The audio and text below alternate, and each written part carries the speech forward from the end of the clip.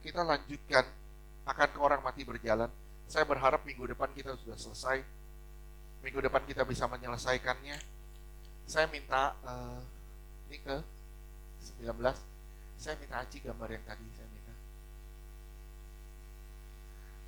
Nggak apa-apa, saya review sedikit supaya lebih mengerti. Saudara lihat, ketika kita jatuh dosa, ketika saudara sudah percaya kepada Yesus Kristus sebagai Tuhan dan Juru Selamat, hati nuranimu dibersihkan. Hati nuranimu dibersihkan. Lihat gambar yang ini. Hati nurani kita dibersihkan. Tapi di sini belum berarti kita sudah benar. Belum berarti kita sudah benar. Karena di sini kita masih beribadah di bawah hati nurani. Sekarang saudara bisa lihat. Saya bisa jelaskan sedikit. Ada 3 jenis, 3 tahap. Pertama, manusia di bawah kehendak Allah. Terus manusia jatuh ke dalam hati nurani, kendali hati nurani. Di sini jadi Kristen yang berpengetahuan. Saya ulang, di sini saudara masuk dalam Kristen berpengetahuan. Tapi tidak masuk di dalam Kristen pengenalan. Tidak masuk dalam Kristen pengenalan. Kalau ini dibiarkan, saudara tidak beribadah, tidak melatih diri saudara beribadah, saudara jadi manusia yang rusak. Jadi manusia yang rusak di bawah kendali iblis. Di bawah kendali iblis. Di sini dosa sudah merajalela. Di sini dosa sudah merajalela. Ada 3 langkah. Jadi ada 3 langkah sebelum saudara masuk ke dalam pemulihan kodrat Allah. Saudara harus masuk dulu dalam langkah pertama, pemulihan hati nurani dulu. Saudara harus masuk dulu dalam pemulihan hati nurani. Langkah kedua, ketika saudara sudah masuk dalam pemulihan hati nurani, saudara harus masuk dalam pemulihan kebenaran.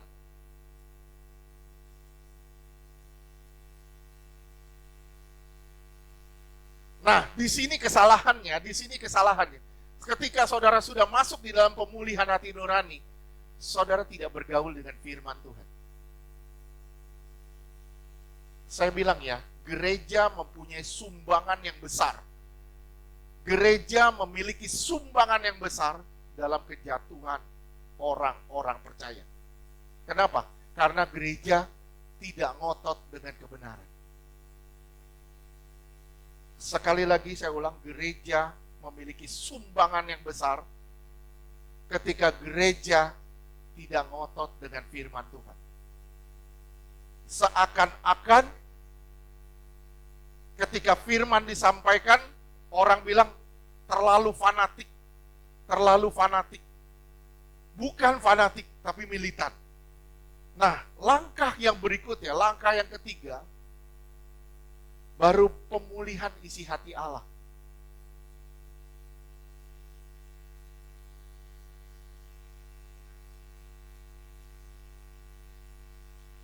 Nah, setelah saudara menjalani pemulihan ini, baru saudara masuk di dalam pemulihan kodrat Allah.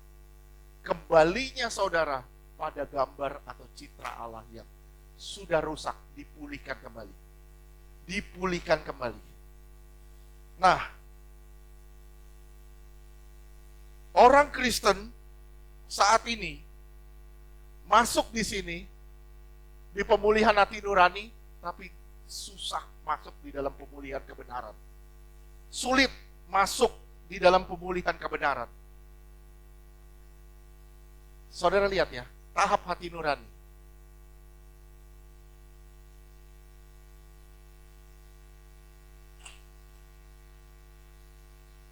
Tahap hati nurani. Saudara bisa lihat tahap hati nurani. Ini adalah tahap benar salah. Benar salah. Kita masuk di dalam tahap benar salah baik buruk. Oke? Tapi di tahap ini belum sempurna. Kenapa? Karena di tahap ini kita juga masih sering membenarkan diri.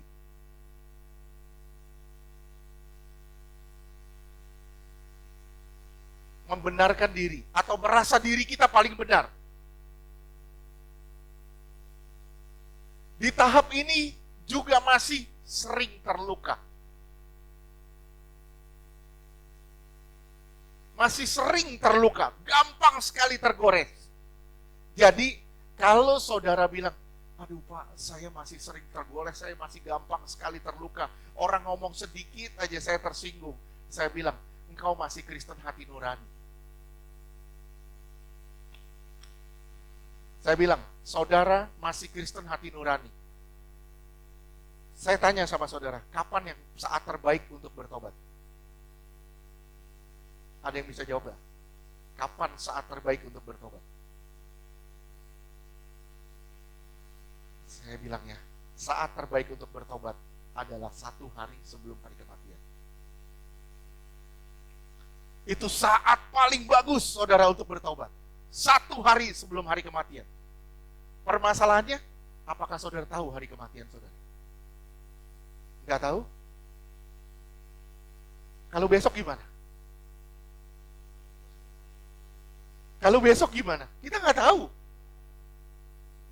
Puji Tuhan. Saya berharap puji Tuhannya karena benar-benar rindu Tuhan atau cinta Tuhan. Jangan sampai puji Tuhan karena gue banyak masalah di sini, gue pengen lari. Ya. Nah, ini kita masih dalam Kristen hati nurani. Kenapa? Karena kita masih bergelut di dalam pengetahuan. Benar, salah, baik, buruk. Kita sering membenarkan diri. Kita sering terluka. Dan di sini masih banyak tuntutan.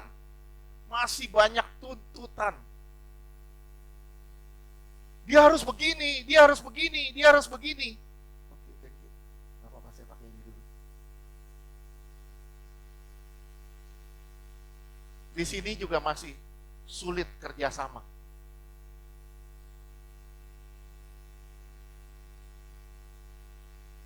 Sulit kerjasama, sulit bergaul. Kenapa? Karena masih banyak luka, masih membenarkan diri, menganggap diri saya yang paling benar, yang lain brengsek. Ini orang Kristen hati nurani, Dan orang Kristen hati nurani, kalau saudara lihat di sini, benar salah, membenarkan diri, sering terluka, banyak tuntutan, sulit kerjasama, pasti ujung-ujungnya pemarah. Pasti. Jadi kalau saudara dikit marah, bilang ya, mulai hari ini bilang, aduh gue Kristen hati nurani, gue belum masuk di dalam pemulihan kodrat Allah. Kita belum masuk di dalam pemulihan kodrat Allah. Kita harus masuk di dalam pengenalan akan kebenaran. Saudara harus masuk di dalam pemulihan tahap pemulihan kebenaran. Di sini ditandai dengan pergaulan dengan Allah.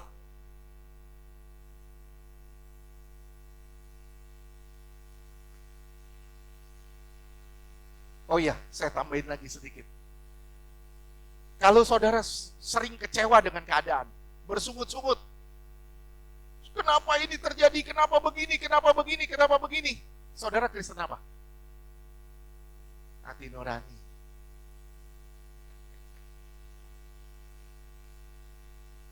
Udah balik belum ke gambar Allah? Belum.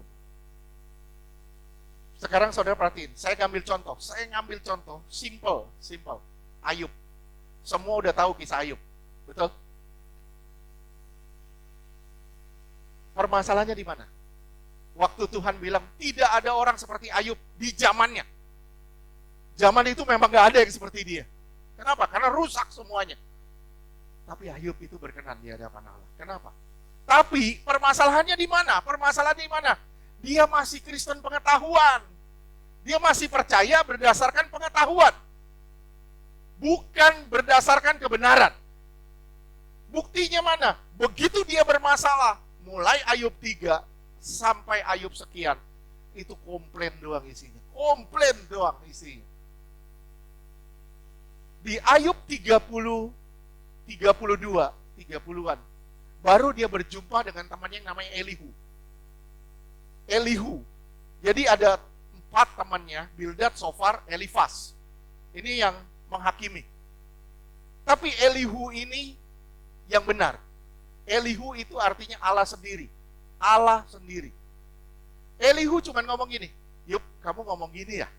"Iya, dalam hal ini kamu salah." "Kamu ngomong gini ya?" "Iya, dalam hal ini kamu salah." Setelah dia bertemu Elihu, baru dia bertemu dengan Allah yang benar. Oleh sebab itu, saudara perhatiin. Di Ayub 42, Tuhan suruh melepaskan pengampunan buat 3 temannya. Bukan 4, 3. Bildad, Sofar, dan Elifas. Elihu enggak. Kenapa? Karena Elihu benar. Dia ngampunin. Dia lepasin pengampunan buat 3 temannya itu, baru 3 temannya ini bisa diberkati. Tapi permasalahannya begitu Ayub ketemu Tuhan, Tuhan gampang ngomong sama Ayub begini. "Waktu aku bikin kuda Nil, kamu di mana? Waktu aku bikin buaya, kamu di mana? Waktu aku pisahin lautan sama daratan, kamu di mana?" Ayub bilang, "Aduh, tanpa pengetahuan, tanpa pengenalan aku bicara," kata Ayub. Ayub bilang, "Aku tidak tahu apa-apa sebenarnya."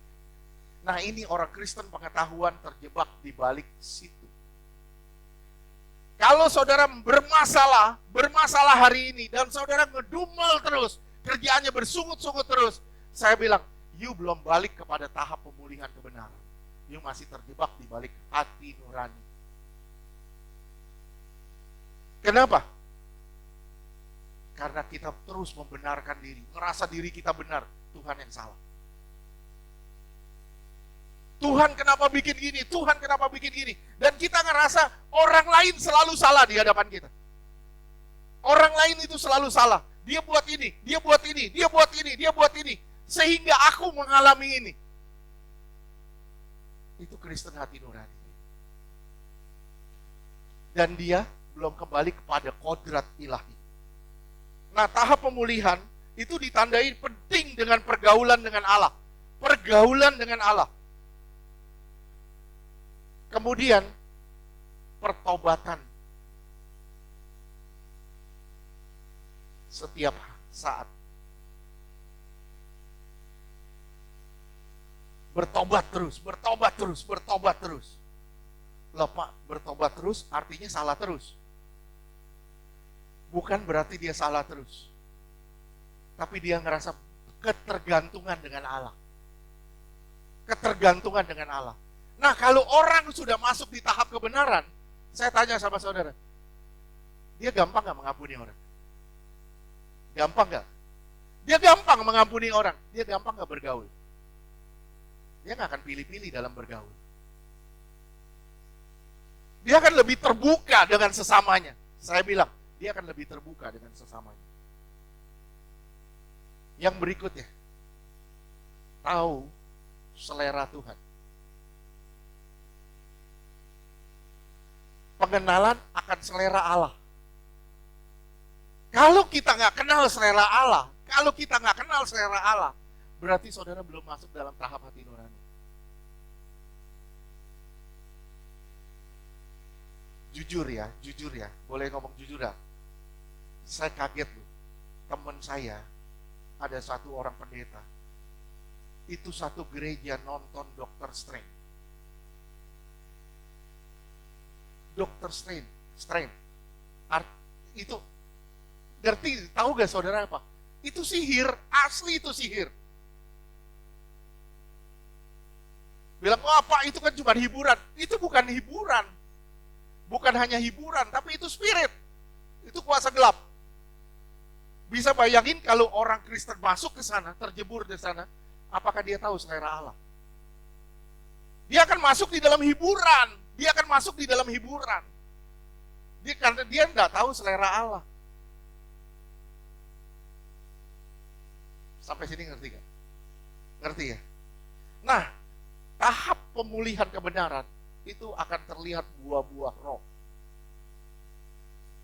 Buah roh itu akan nampak. Buah roh akan nampak. Nah, sekarang ada 3 jenis manusia. Manusia hati nurani itu yang dipusingkan itu kebaikan. Manusia hati nurani yang dipusingkan kebaikan.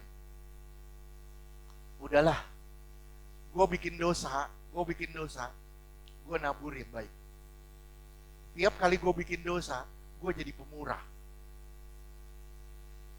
Ada orang seperti itu. Gampang sekali ngeluarin duit ketika dia berarti banyak dosa. Itu ada orang Kristen seperti itu. Jangan ketawa, itu ada. Dan kadang-kadang kita pun terjebak di situ. Ya. Kenapa? Karena kita pikir dengan melakukan kebaikan kita dapat pahala. Karena kejahatan kita yang begitu banyak. Bukan itu tujuannya. Kita kebaikan karena ada natur Allah di dalam kita. Ada natur Allah di dalam kita. Otomatis saudara harus baik sama orang yang baik, sama orang yang tidak baik. Itu natur Allah. Yang dipusingkan kebaikan. Terus, hati nurani, ego juga masih terlihat. Nah, ego ini yang menyebabkan orang selalu menuntut. Pernah nggak dengar begini? Orang ngomong begini. Pernah nggak? Wah, semua brengsek. Semua ngaco. Semua nggak bener. Saya cuma bilang, kalau ada orang ngomong gitu, saya bilang, lu bener nggak? Gua nggak bener. Karena gua nggak bener, gua lihat semua orang nggak bener. Jadi, saya bilang, karena lu nggak bener, lu akan ngelihat semua orang jadi nggak bener. Kalau kita bener, kita akan ngelihat semua orang dalam sisi yang baik. Amin. Nah, ego masih menjadi motor. Terus mencari kesenangan. Kristen hati nurani mencari kesenangan. Apa yang bisa menyenangkan saya? Nah, saya nggak mau bahas Kristen manusia setan. Saya nggak mau bahas manusia setan. Itu udah rusak. Kenapa? Karena kepentingannya adalah tuannya. Semua kepentingannya itu tuannya.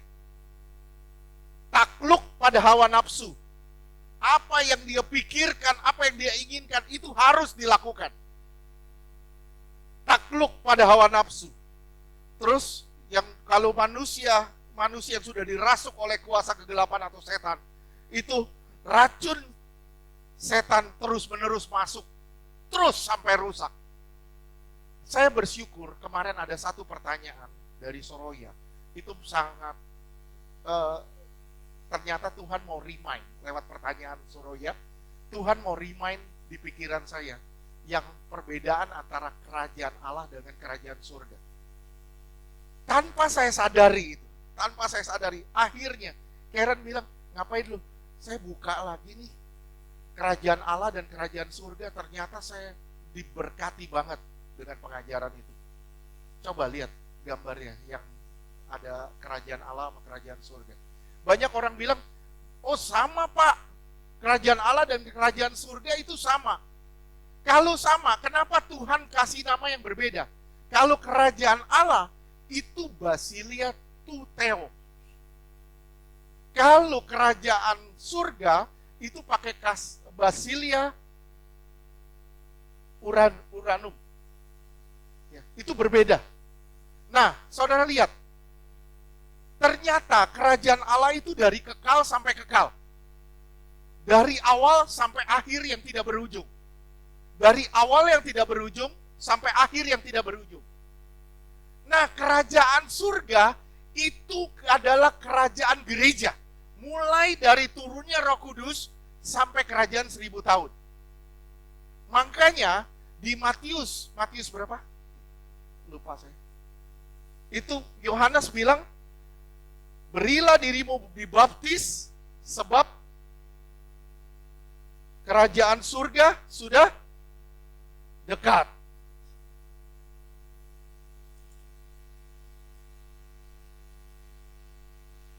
Matius 3 ayat 2. Matius 3 ayatnya kedua.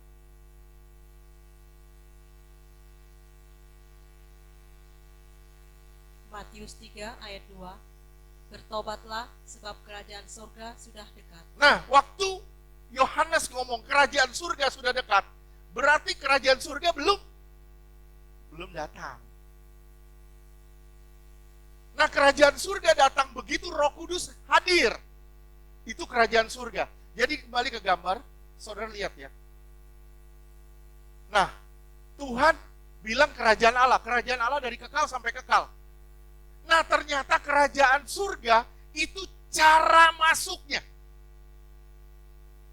Gimana cara masuknya? Dengan keberadaan Roh Kudus di dalam saudara dan di dalam saya, Dia mengubah hidup kita untuk mengembalikan saudara dan saya kembali kepada kodrat ilahi. Saya ulang, kerajaan surga adalah masuknya Roh Kudus di dalam saudara dan mengubah hidup saudara sampai saudara kembali kepada kodrat ilahi. Sampai sini paham ya?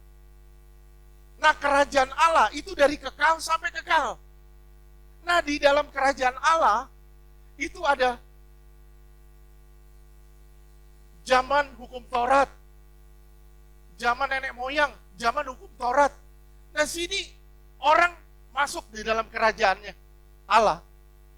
Tapi caranya dirubah begitu masuk di dalam kerajaan surga, yaitu lewat kasih karunia. Lewat kasih karunia. Kira-kira paham nggak sampai sini? Nah, ini perbedaannya kerajaan Allah dengan kerajaan surga. Jadi nggak bisa diterjemahkan begitu. Kerajaan Allah tuh ini, kerajaan surga tuh. Nah, kerajaan Allah itu dari kekal sampai kekal. Kerajaan surga itu dari turunnya Roh Kudus sampai saudara menjadi sempurna. Kerajaan Allah itu basilia tu theos. Kerajaan surga basilia tu uranum. Tu uranu. Itu kerajaan surga. Oleh sebab itu, tapi kalau saudara bilang, Pak, kok cuma ada di Matius? Iya, cuma di Matius, ditegaskan. Saudara perhatiin lagi. Kalau saudara lihat khotbah di bukit, itu cuma di Matius yang sangat dalam. Sangat detail khotbah di bukit di Matius. Kenapa? Karena Tuhan lagi menyampaikan tentang kerajaan surga.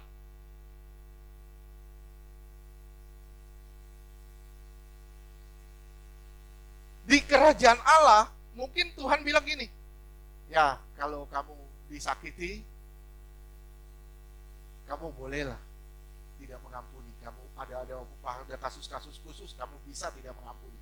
Tapi di kerajaan surga, Tuhan bilang nggak bisa. Kamu harus berdamai dengan semua orang, sesakit apapun. Kenapa? Karena aku di dalam kamu. Oke, sampai sini paham? Saya berharap saudara bisa paham. Nah, waktu saudara masuk di dalam tahap hati nurani, ini bukan berarti saudara beribadah, bukan berarti saudara sudah beres. Bisa bayangin apalagi orang yang tidak beribadah, tidak pernah ke gereja. Bisa bayangin apakah dia beres? Nggak beres. Kenapa? Karena dia harus punya komunitas, persekutuan. Kalau dia nggak pernah ibadah, ya gue beribadah sendiri di rumah. Ibadah sendiri di rumah. Nggak bisa. Dia tetap harus berkomunitas. Dia nggak bisa. Lah Pak, kalau gitu, kalau orang misalnya di hutan-hutan gimana? Lu jangan ngomong di hutan deh.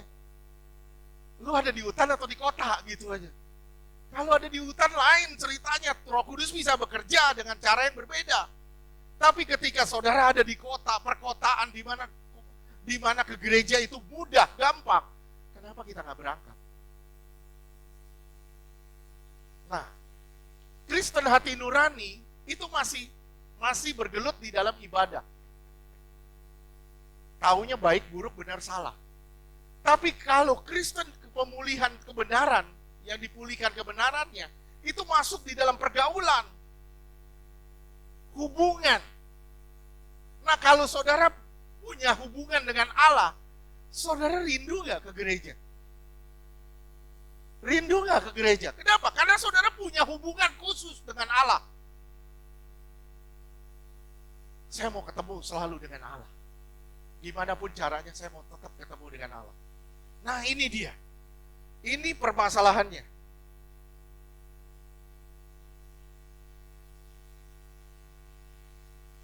Akhirnya apa? Banyak orang tidak kembali kepada kodrat ilahi. Apakah dia selamat? Bisa selamat. Bisa selamat. Tapi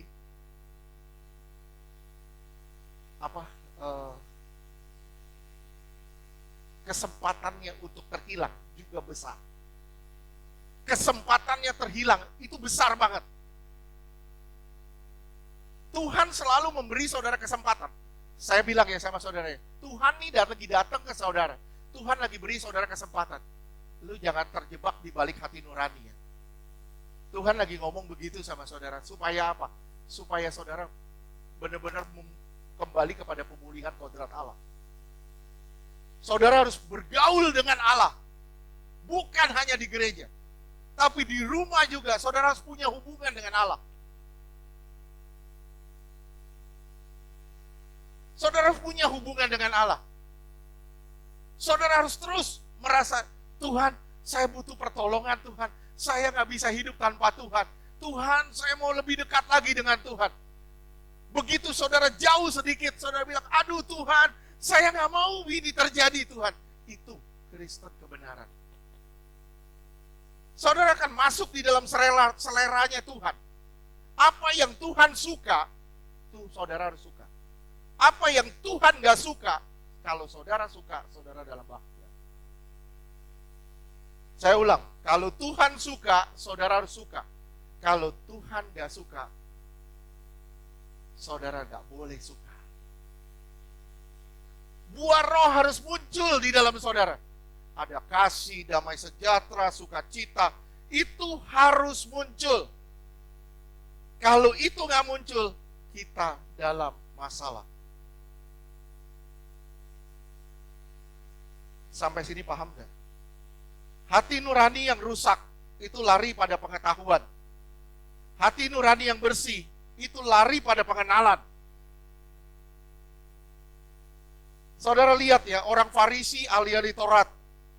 Mereka melakukan ibadah, tapi hanya tahu baik, buruk, benar, salah.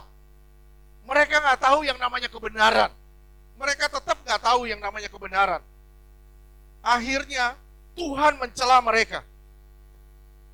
Hati nurani adalah alat komunikasi. Ingat minggu lalu saya bilang, hati nurani itu seperti handphone. Alat komunikasi yang menghubungkan antara roh dengan jiwa. Kenapa? Karena kita berhubungan dengan Allah, dengan roh, bukan dengan jiwa.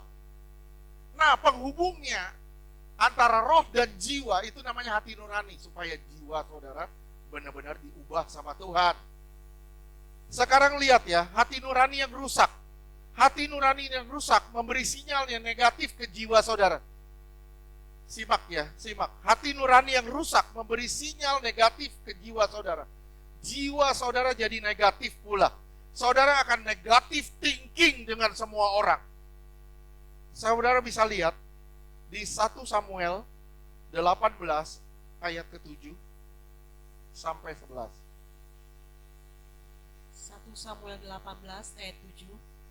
Dan perempuan yang menari-nari itu menyanyi berbalas-balasan. Katanya, Saul mengalahkan beribu-ribu musuh, tetapi Daud berlaksa-laksa. Nah, terus 1 Samuel 18 ayat 8. Nah, Saul marah. Kenapa? Karena dia mementingkan hati nuraninya. Dia nggak tahu kebenarannya. Kenapa? Karena dia sudah terhilang. Urapannya sudah lari ke Daud. Urapannya sudah lari ke Daud. Dia tidak merasa bersalah. Dia tetap tidak merasa bersalah. Akhirnya dia tetap merasa benar. Terus?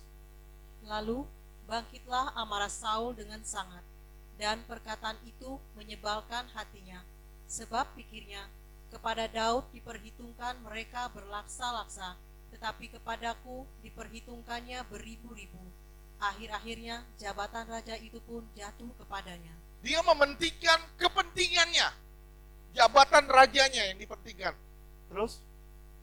1 Samuel 18 ayat 9. Sejak hari itu, maka Saul selalu mendengki Daud. Saul selalu iri hati kepada Daud. Itu hati nurani. Dia hanya tahu baik, buruk, benar, salah. Terus lanjutkan. 1 Samuel 18 ayat 10. Keesokan harinya roh jahat yang daripada Allah itu. Nah, ini dia. Ketika saudara bergelut di balik hati nurani, saudara nggak masuk di dalam tahap pemulihan kebenaran, ada kemungkinan roh jahat masuk lagi ke dalam saudara. Banyak orang bilang, waduh saya udah Kristen pak, nggak mungkin bisa dimasukin kuasa gelap. Salah. Kenapa? Karena jujur, kalau masih hati nurani, masih bisa dirasuk oleh kuasa gelap. Terus? Daripada Allah itu berkuasa atas Saul, sehingga ia kerasukan di tengah-tengah rumah. Sedang Daud main kecapi seperti sehari-hari. Adapun Saul ada tombak di tangannya. Ayat 11. 1 Samuel 18 ayat 11. Saul melemparkan tombak itu karena pikirnya, baiklah aku menancapkan Daud ke dinding. Tetapi Daud mengelakkannya sampai 2 kali. Iya. Dia dengki. Kenapa? Karena hati nuraninya kotor lagi. Ingat minggu lalu saya bilang, hati nurani bisa cemar lagi, bisa kotor lagi? Bisa. Gimana caranya? Gak waspada. Pengaruh lingkungan. Suam. Kesuaman. Jika kita mulai suam, wah itu kotor lagi. Kita bergaul sama orang-orang gak beres, kotor lagi. Kita masuk dalam pergaulan gak beres, kotor lagi. Saudara gak pernah waspada, gak pernah berdoa, gak pernah cari Tuhan, kotor lagi. Itu hati nurani. Bahaya. Sekali lagi saya bilang bahaya. Kalau saudara sudah dibersihkan, jangan dikotori. Kenapa? Karena begitu kotor, jangan pernah bilang nggak bakal roh jahat bisa masuk lagi ke dalam hidup saudara. Jangan pernah ngomong gitu.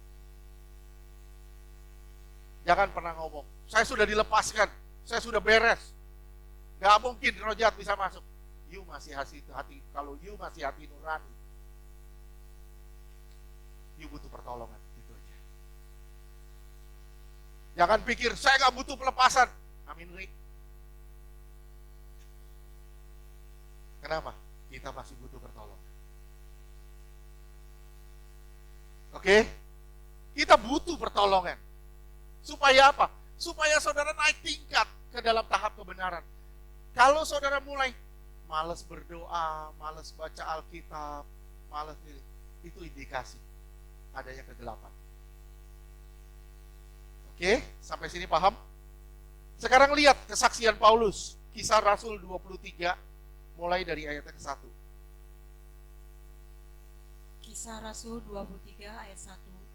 Sambil menatap anggota-anggota mahkamah agama, Paulus berkata, hai saudara-saudaraku, sampai kepada hari ini aku tetap hidup dengan hati nurani yang murni di hadapan Allah. Sampai hari ini aku masih hidup dengan hati nurani yang murni di hadapan Allah. Ayat 2. Kisah Rasul 23 ayat 2. Tetapi imam besar Ananias menyuruh orang-orang yang berdiri dekat Paulus menampar mulut Paulus. Paulus malah ditampar. Saudara lihat ya, Paulus bersaksi, aku masih hidup dalam hati nurani yang bersih. Paulus ditampar. Ini yang nampar, itu hati nurani kotor. Ayat 3. Kisah Rasul 23 ayat 3. Membalas itu Paulus berkata kepadanya, Allah akan menampar engkau, hai tembok yang dikapur putih-putih. Engkau duduk di sini untuk menghakimi aku menurut hukum Taurat, namun engkau melanggar hukum Taurat oleh perintahmu untuk menampar aku. Ya, lihat ya. Dibaliknya ke hati nurani sama Paulus. Pengetahuan. Kenapa kamu tampar aku? Dengan menampar aku, engkau melanggar hukum Taurat. Paulus balikinnya ke situ. Ayat 4. Kisah Rasul 23 ayat 4. Dan orang-orang yang hadir di situ berkata, engkau mengejek imam besar Allah. Engkau mengejek imam besar Allah. Apa yang terjadi di ayat 5? Kisah Rasul 23 ayat 5. Jawab Paulus, Aku tidak tahu, maaf. Hati nurani bekerja lagi. Pulih lagi. Lihat betapa cepatnya pemulihan hati nurani itu. Kalau orang sungguh-sungguh diam di dalam hadirat Tuhan. Coba saudara yang di posisi Paulus. Saudara tidak bersalah, saudara dihakimin. Terus saudara ditampar. Apa yang saudara lakukan? Saya jinjing, Pak.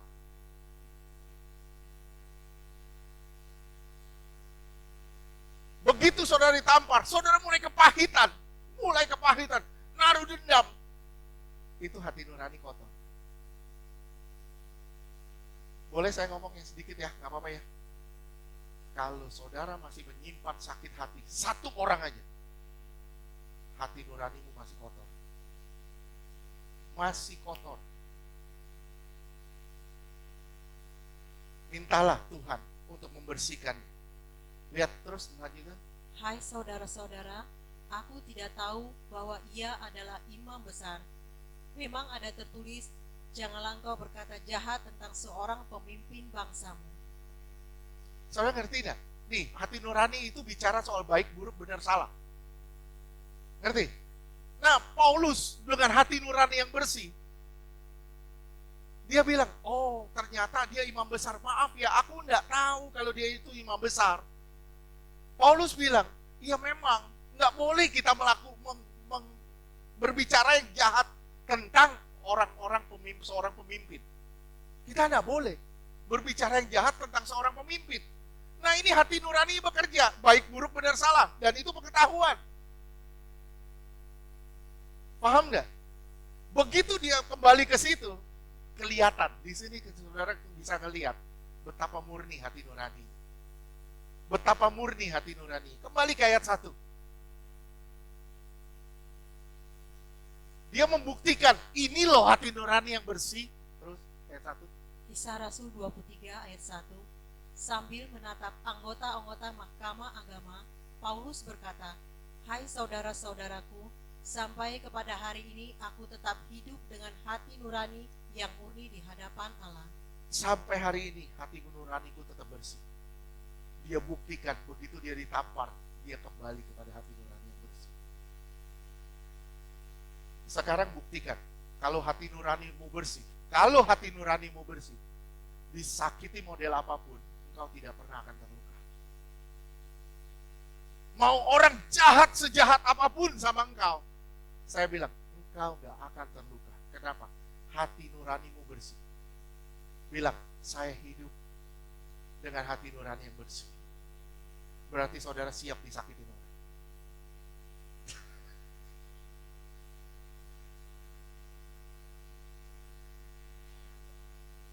Kita nggak bisa nyangkal loh. Kita nggak bisa nyangkal soal ini.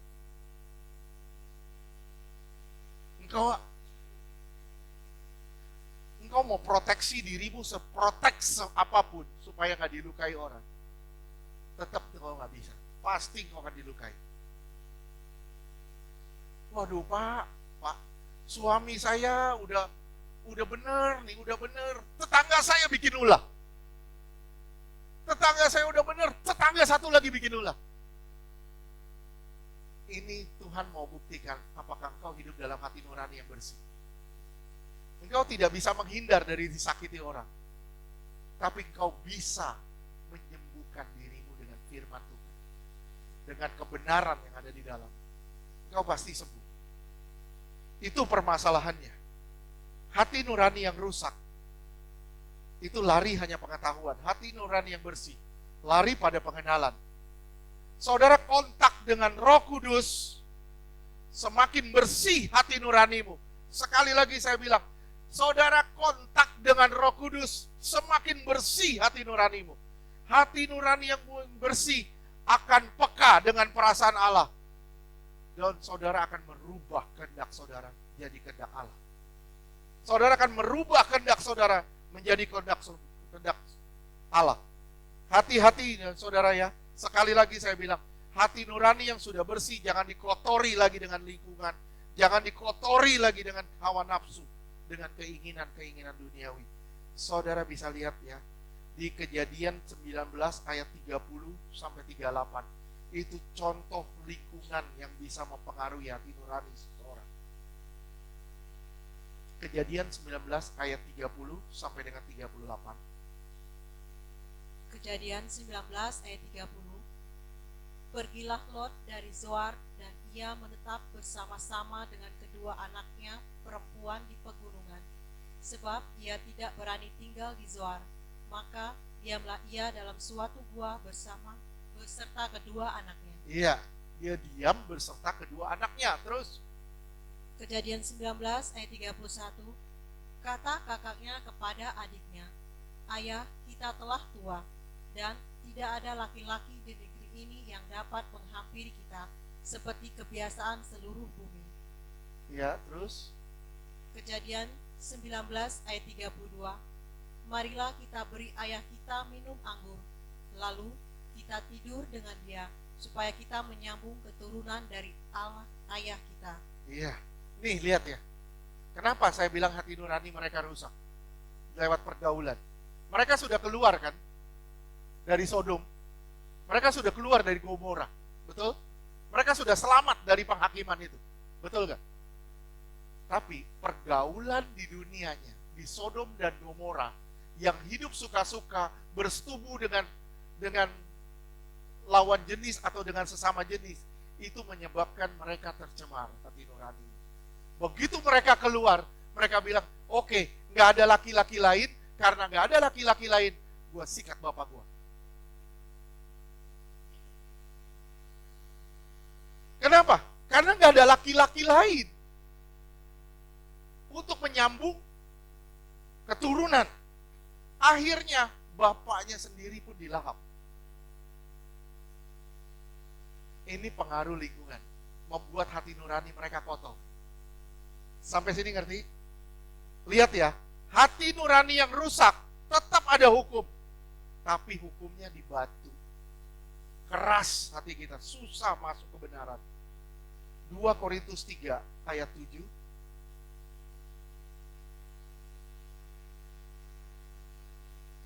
2 Korintus 3 ayat 7.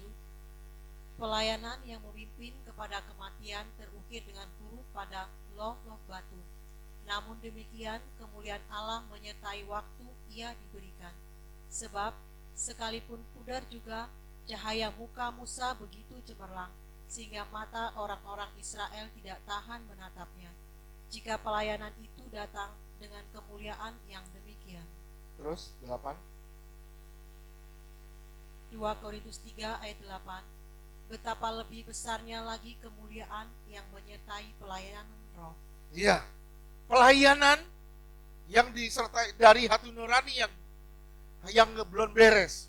Lihat, ada kemuliaan juga. Bisa tangkap nggak? Saudara melayani, tapi hati nurani saudara tidak beres, tetap ada kemuliaan di situ. Lihat, betapa lebih besarnya pelayanan roh. Saudara hidup dalam roh, berjalan dalam roh. Saudara berjalan dalam roh, hidup dalam roh. Hati nurani saudara beres, itu lebih besar kemuliaan. Lebih besar kemuliaan. Makanya banyak orang bilang, selalu banyak orang bertanya begini nih, Pak, kok diurapi Pak? Hidupnya begitu Pak, punya cewek banyak, punya hubungan, itu hubungannya gak beres, pelayanannya semua itu pekerjaannya ditidurin, kok masih ada mujizat? Saudara sekarang simak itu baik-baik yang tadi ayat 7. Pelayanan yang disertai dari loh-loh batu itu disertai dengan kemuliaan. Betapa lebih besarnya pelayanan, kemuliaan yang disertai, pelayanan yang disertai dari roh. Itu jauh lebih indah. Saudara mungkin bilang, tapi Pak saya nggak ngelihat kuasa di balik itu. Kadang kita nggak usah melihat. Nih ya, mukanya si Musa berubah, bercahaya. Musa ngelihat gak? Musa nggak ngelihat, tapi orang lain ngelihat. Saudara berubah, hidup saudara berubah. Saudara bisa ngelihat gak? Kadang kita nggak bisa ngelihat, tapi orang lain di sekitar kita itu bisa lihat.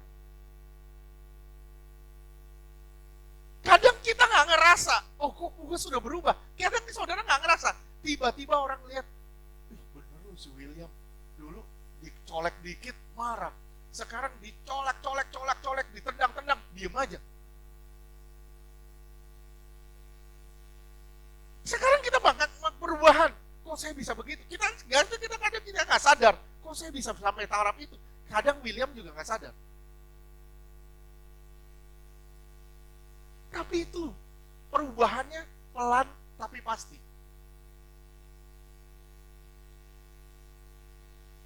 Dan orang seperti ini, kuasa yang menyertai dia itu jauh lebih besar dari orang yang hati nurani kotor, tapi tetap layak. Sampai sini bisa paham? Wah Pak, urapannya hebat. Mau urapan segede apapun, tapi kalau dia nggak berubah, tetap Tuhan bilang aku nggak kenal. Kita lihat finishnya, garis akhirnya. Garis akhir itu yang diperlukan.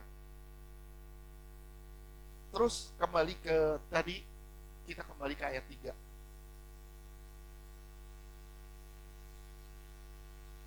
Korintus 3 ayat 3. 2 Korintus 3 ayat 3. Karena telah ternyata bahwa kamu adalah surat Kristus yang ditulis oleh pelayanan kami, ditulis bukan dengan tinta, tetapi dengan roh dari Allah yang hidup, bukan pada loh-loh batu. Bukan pada loh batu, hatimu gak keras. Aku nyampein firman, aku gak mau berubah. Berapa banyak dari kita disampaikan firman, kerasin hati, gua gak mau berubah. Kita menikmati dosa-dosa kita menikmati kehidupan kita. Akhirnya apa? Celaka kita. Terus? Melainkan pada loh-loh daging, yaitu di dalam hati manusia. Yaitu di dalam hati manusia. Sekarang lihat ayat 16. 2 Korintus 3 ayat 16. Tetapi apabila hati seorang berbalik kepada Tuhan, maka selubung itu diambil daripadanya. Kalau saudara berbalik kepada Tuhan, saudara masuk di dalam pemulihan kebenaran. Selubung yang menyelubungi mukamu, matamu dari kebenaran, itu baru disingkapkan, dibuka sama Tuhan. Saudara nggak akan bisa, maaf ya, ini bicara soal pengertian saudara tentang perjanjian lama. Saudara baca kitab Musa, bisa nggak ngerti? Apa sih maksudnya? Maksudnya apa? Ketika selubungnya dibuka, baru bisa. Wah, ternyata gua ngerti ini. Oh, ternyata ini kontekstual dengan hidup saya hari ini. Ini bisa begini, ini bisa begini, ini bisa begini. Saudara akan ngerti firman Tuhan, dan firman Tuhan itu akan memerdekakan saudara. Makanya saya bilang selalu belajar. Kemarin hari Jumat ada yang ngomong sama kita, ngobrol ya, Fran ya. Kita bilang gini, kenapa kita sulit belajar perjanjian lama? Sebenarnya di perjanjian lama itu harta yang terpendam.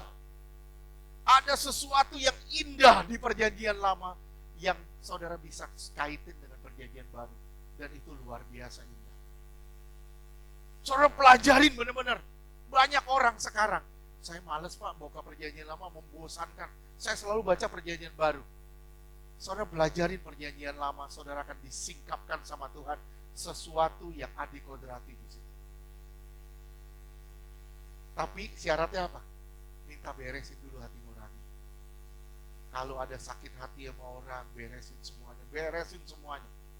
Gak boleh nyimpan pahit hati, gak boleh sakit hati, gak boleh begini, gak boleh begitu. Saudara bilang, Tuhan, saya mau jalan sesuai dengan firman Tuhan. Saudara baca perjanjian lama, saudara bisa tersingkap semua.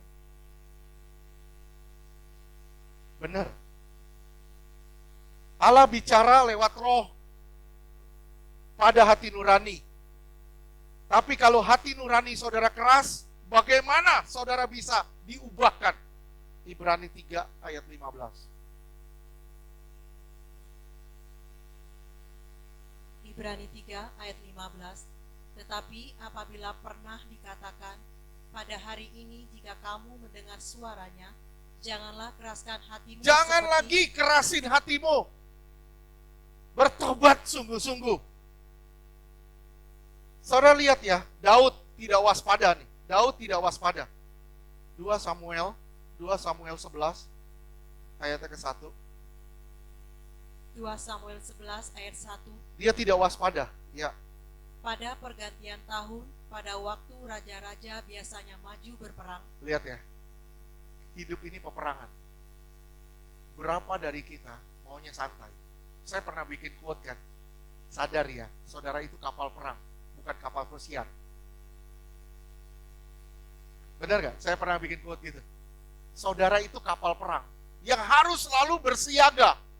Bukan kapal pesiar yang santai-santai, tenang-tenang. Hidup ini peperangan. Hidup ini peperangan.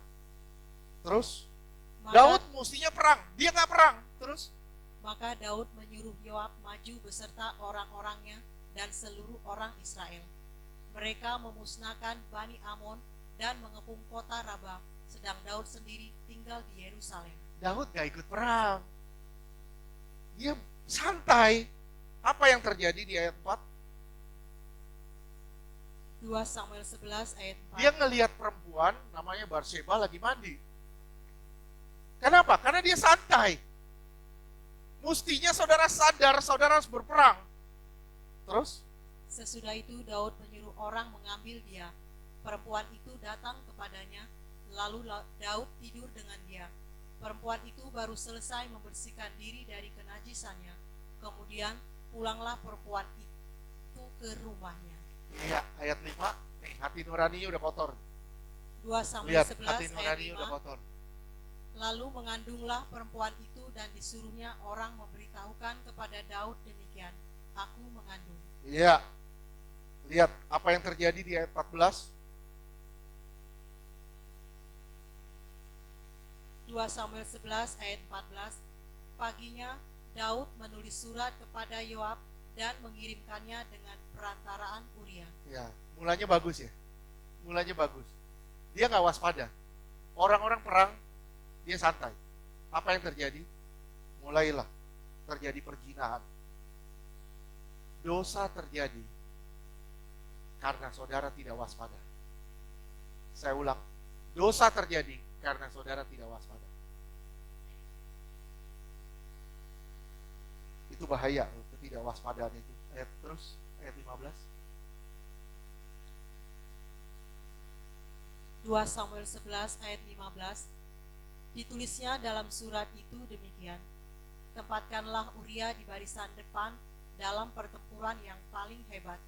Kemudian kamu mengundurkan diri daripadanya supaya ia terbunuh mati. Ini rusak hati nuraninya.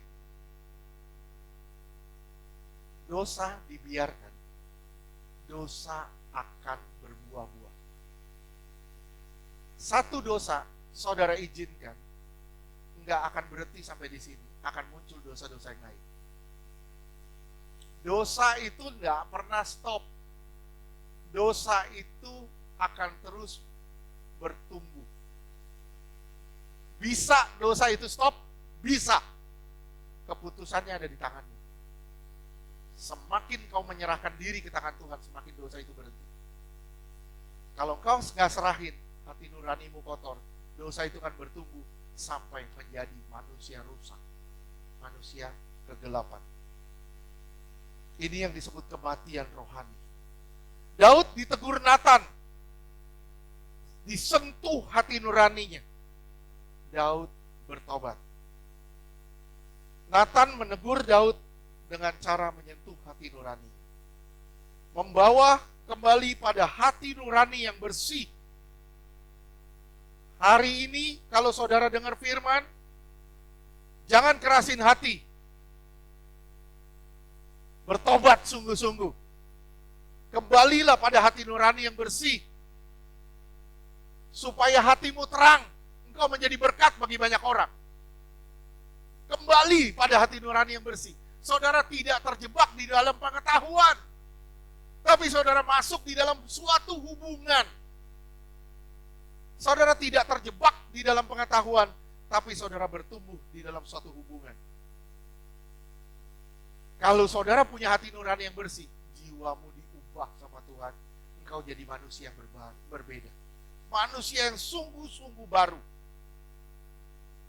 Nah, sekarang permasalahannya, roh, jiwa, tubuh.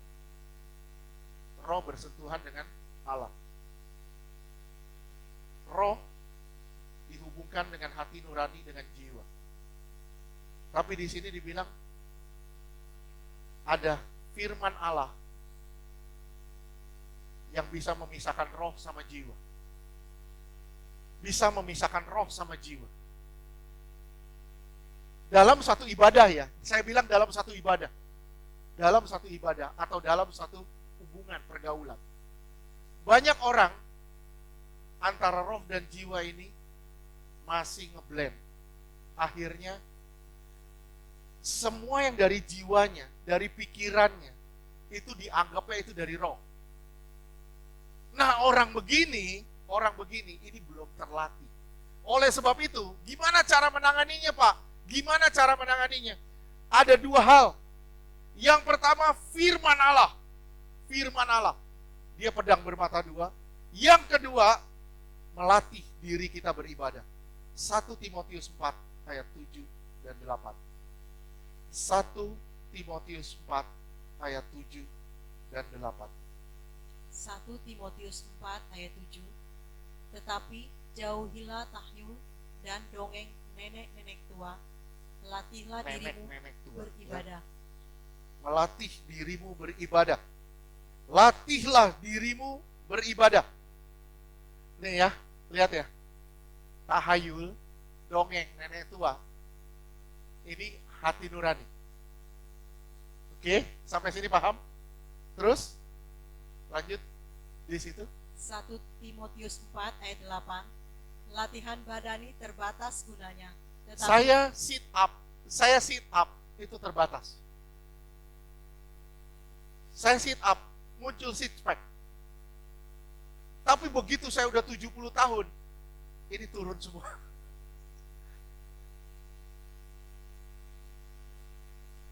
Ya, saya pernah ngomong sama saudara ya.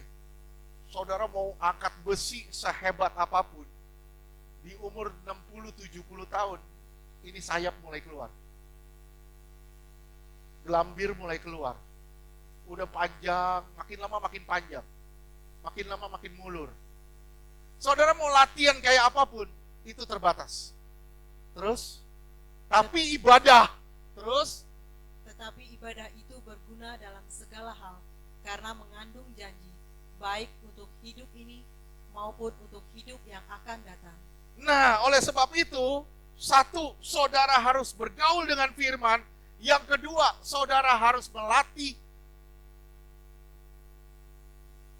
latihan rohani, yaitu pergaulan saudara dengan Tuhan. Tambah banyak bergaul, tambah saudara tahu ini suara Tuhan, ini suara diri saudara sendiri. Saya bilang, tambah saudara banyak bergaul, tambah saudara tahu ini suara Tuhan, ini suara dadi. Saudara, contoh ya.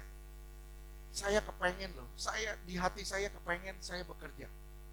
Di hati saya kepengen saya bekerja. Kenapa? Saya butuh, ada kebutuhan misalnya. Saya ada kebutuhan, saya kepengen sekali bekerja. Nah, begitu ada keinginan di dalam sini, saya berdoa, begitu saya berdoa, itu jawabannya bisa, lu bekerja di perusahaan itu. Lu bekerja di situ. Begitu kita bekerja di situ, ternyata itu bukan dari Tuhan. Kita bermasalah, kita malah jauh dari Tuhan. Membuat kita semakin jauh dari Tuhan. Nah, gimana caranya? Gimana caranya? Gimana caranya? Tidak ada cara lain. Melatih diri kita beribadah.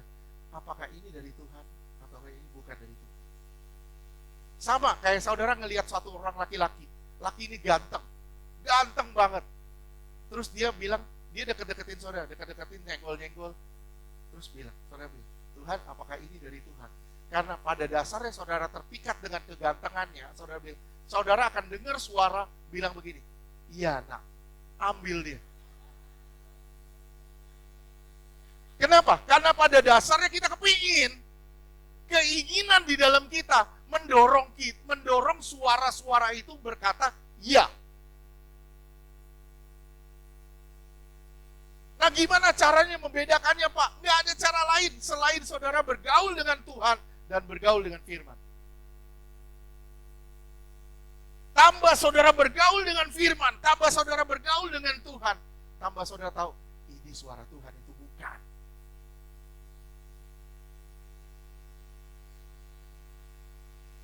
Satu orang ngomong begini, wah Pak, ini akan terjadi ini. Vera dengar, Vera berdoa, bisa nggak saudara Vera dapat hal yang sama dari orang itu? Bisa nggak? Bisa. Kenapa? Karena pada dasarnya roh, kenapa? Transfer spirit, itu bisa transfer spirit dan bisa dari jiwanya.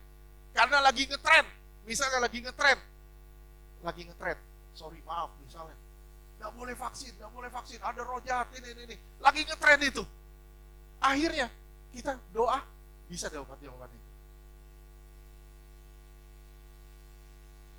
Kenapa? Karena orang belum benar-benar terlatih membiasakan roh sama jiwa. Belum benar-benar terlatih di situ.